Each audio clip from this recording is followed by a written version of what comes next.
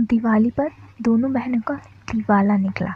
दोस्तों, मैं फहमीना इकबाल एक बार फिर आप सबके सामने अपनी नई कहानी लेकर हाजिर हूँ। बहुत दिनों के बाद आने के लिए माफ़ी चाहता हूँ, मगर मैं किसी काम में फंस गई थी, इसीलिए नई कहानी नहीं ला पाई। मगर आप लोगों ने मुझे कमेंट के ज़रिए अपना बहुत प्यार दिया और उसके लिए आप सबका बहुत बहुत धन्यवाद। चलिए, तो अब मैं अपनी कहानी पर आती हूँ। यह कहानी इसी दिवाली की है। दिवाली से 2 दिन पहले मेरी सहेली नेहा ने मुझे और आयशा को अपने घर आने का न्योता दिया, जिसे मैंने खुशी खुशी स्वीकार कर लिया, क्योंकि नेहा मेरी सबसे अच्छी सहेली है। दिवाली वाले दिन मैं और आयशा बहुत अच्छे से तैयार हुए।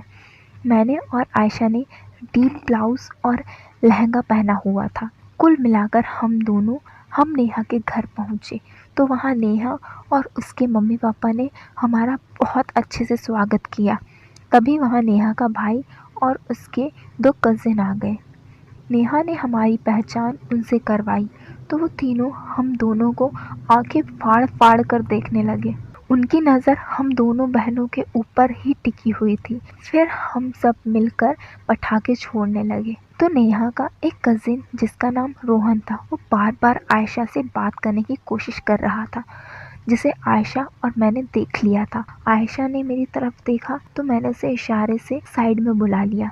वो आते ही बोली, यार रोहन अकेले में मुझसे मिलना चाहता है। तो मैंने आयशा को बोला, यहाँ कुछ मत करना, जो कुछ करना है बाद में कर लेना। वो बोली ठीक है, और वो चली गई। फिर थोड़ी देर बाद उसने रोहन से कुछ कहा तो रोहन ने मौका देखकर उससे बात की और स्माइल करता हुआ वहाँ से चला गया। फिर थोड़ी देर तक वहाँ रुक कर हम भी चलने के लिए निकलने लगे तो नेहा के पापा ने कहा कि अमन, नेहा का भाई, तुम दोनों को छोड़ देगा। तो हम दोनों के साथ अमन, रोहन और रोहित तीनों ही चल दिए। गाड़ी में आगे की सीट पर रोहित और अमन थे, पीछे हम दोनों और रोहन था। थोड़ी देर बाद मैंने महसूस किया कि रोहन आयशा से बात करने की कोशिश कर रहा था। आयशा भी मज़े से बात कर रही थी, मुझे कोई प्रॉब्लम नहीं थी। थोड़ी देर बाद जब हम घर पहुँचे तो वो तीनों जाने लगे। अचानक आयशा ने उन्हें कॉफ़ी के लिए पूछ लिया। वो तीनों तो जैसे रुकने के लिए ही इंतज़ार कर रहे थे। वो तुरंत रुक गए।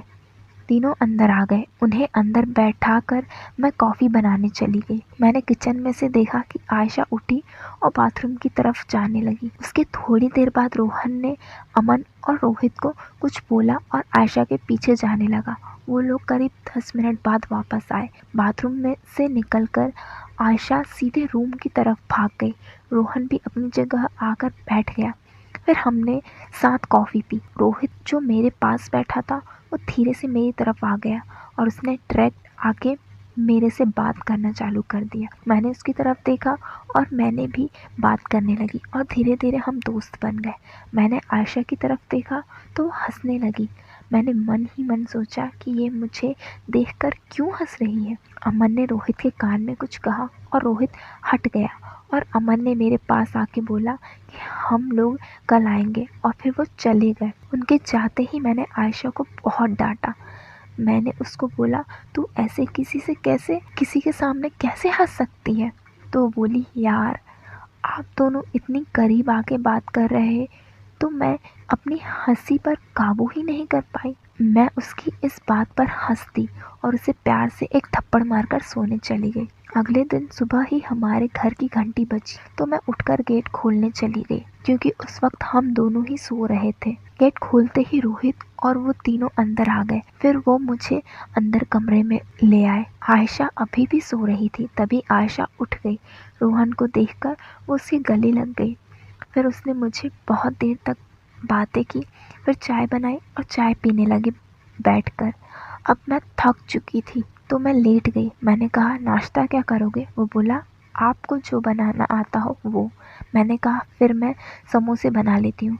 फिर मैं वहाँ से उठ के चले गई और फिर मैंने पीछे पीछे वो आ गए और बोलने लगा कि अब मत तड़पाओ यार, बोल भी दो। तो मैंने बोली कि क्या तुम नहीं बोल सकते क्या, जो मुझे बार बार बोल रहे हो।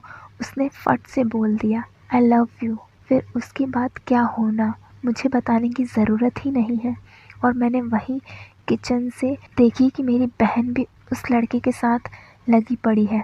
तो ऐसे हम दोनों बहन ऐसे अपनी दे पड़े। तो दोस्तों, आप सभी को ये स्टोरी कैसी लगी? दोस्तों, मेरी ये स्टोरी आपको कैसी लगी? आप अपनी प्रतिक्रिया देने के लिए मुझे कमेंट बॉक्स में कमेंट करें। और वीडियो पसंद आई हो तो वीडियो को लाइक करें, शेयर करें, और अभी तक सब्सक्राइब नहीं किया है तो जल्दी से उस लाल सब्सक्राइब बटन को दबा दें। और उसी के बगल में एक बेल आइकन है, उसे दबाना ना भूलें, क्योंकि उस घंटी को दबाते ही आपको सभी नोटिफिकेशन जल्दी से मिल जाएंगे। और जाते जाते पेटीएम ज़रूर कर दें। और दोस्तों, मेरी फेसबुक पेज को भी फॉलो कर लें। अब चलती हूँ, मिलूँगी अपनी अगली स्टोरी में। तब तक के लिए बाय।